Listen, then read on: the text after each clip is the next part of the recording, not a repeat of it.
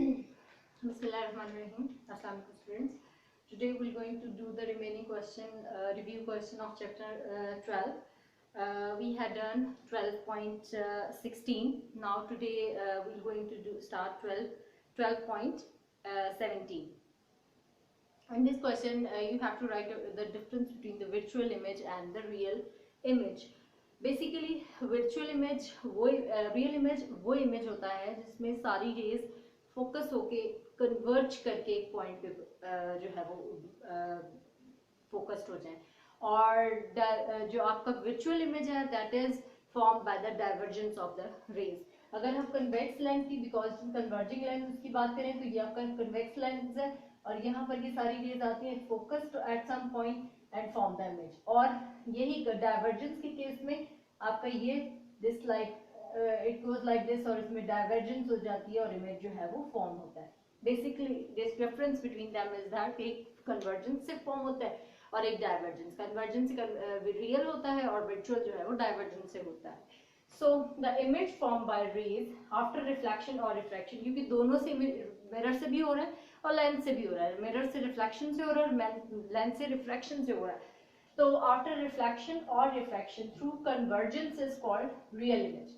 और यही चीज the image form by the rays after reflection और refraction through divergence is called the virtual image. ठीक है. नंबर 2, इसमें रियल इमेज में मैग्निफिकेशन जो पावर है दैट इज नेगेटिव और this is for virtual it is positive. Number 3, the image form in the case of अगर real image की बात करेंगे दैट इज इन्वर्टेड. ऐसे रखोगे पेन तो आपको उसका उल्टा इमेज नजर आएगा. और the image form in this case in case of virtual image is erect. Number last कि आपको एग्जैक्ट जो है वो स्क्रीन के ऊपर इमेज जो है वो नजर आता है, लेकिन इसके no image forms at the screen. ठीक है. बिहाइंड द मिरर और लेंस आपका इमेज बन जाता है. ठीक है जी. So that was our question number 12.17. Now move on to the 12.18. How does a converging lens form a virtual image of a real object, and how does the diverging lens form a real image of the real object? ठीक है कि आपका एक converging lens है और एक diverging. Converging lens convex lens, diverging is concave lens. दोनों ने क्या फॉर्म करना है आपका, एक दफा जो है वो रियल इमेज फॉर्म करना है और एक दफा वर्चुअल. तो क्या कंडीशंस होगी उसके लिए, you have to write the answer. So this is how the virtual image is form by the converging lens and the real image is form by the diverging lens. ये हमारा जो हमने topic किया था image formation by lens, उसका जो रे diagrams हमने सारी पढ़ी थी उसका लास्ट पॉइंट भी यही था कि जब आप अपने ऑब्जेक्ट को with in F of the convex lens रखते हो तो फिर आपका इमेज जो बनता है उसी साइड पे बनता है और वो वर्चुअल ऑब्वियसली इमेज होगा और वो ये जो है शेप बनेगी. तो virtual image is form bye converging lens if the object place between F, the capital F that is the focus point and the center of curvature. ठीक है, ये C. तो आपके इस सिचुएशन में रखोगे यहाँ पर जो है ये बैक पे जाके दोनों जो है वो लाइंस जो है वो जो है मीट करेंगे और इमेज इतना फॉर्म होगा. अच्छा, डाइवर्जिंग के केस में real image form bye diverging lens is ये उसकी जो है वो रेड डायग्राम है. इसकी जो है आपका ये एक रह गई और एक ये रह गई, ये मीट करेगा. दिस इज ऑब्जेक्ट एंड ये छोटा सा इमेज जो है वो इस पे बनेगा. Move on to the 12.19. Define the power of the lens and its unit. Power of lens क्या था? पावर ऑफ लेंस क्या था? The inverse of the focal length. ठीक है. फोकल लेंथ को हम जब डिवाइड करते थे तो inverse of focal length was the power of the lens. ठीक है. तो हम इसको करेंगे कि inverse of the focal length was the power of the focal length. और क्योंकि फोकल लेंथ आपको पता है मीटर सेंटीमीटर्स में उसको रिप्रेजेंट करते हैं, तो इसका जो यूनिट होगा, इट्स यूनिट पावर का यूनिट जो होगा वो होगा पर मीटर, या उसको डायोप्टर बोलते थे, डायोप्टर. ठीक है. तो डेफिनेशन एज इट इज हमने बहुत अच्छी तरह से पिछले लेक्चर्स में डिस्कस की है. Now move on to the 12.20. describe the passage of the light through a glass prism and measure the angle of deviation.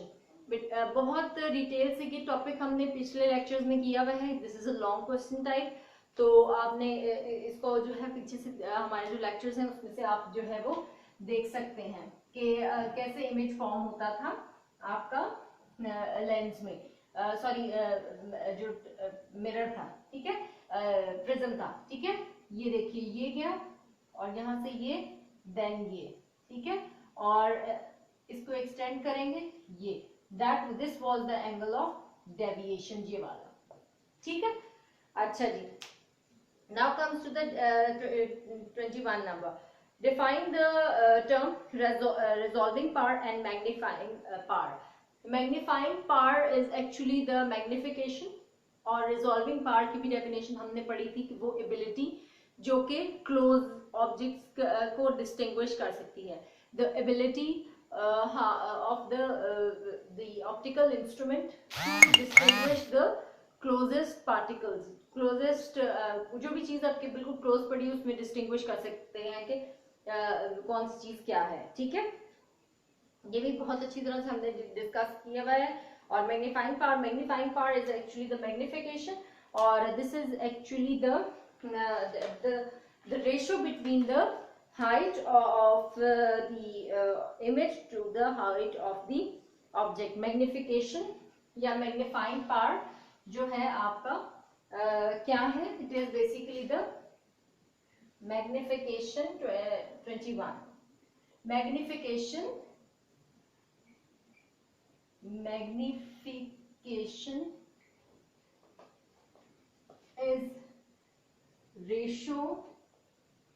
is ratio of the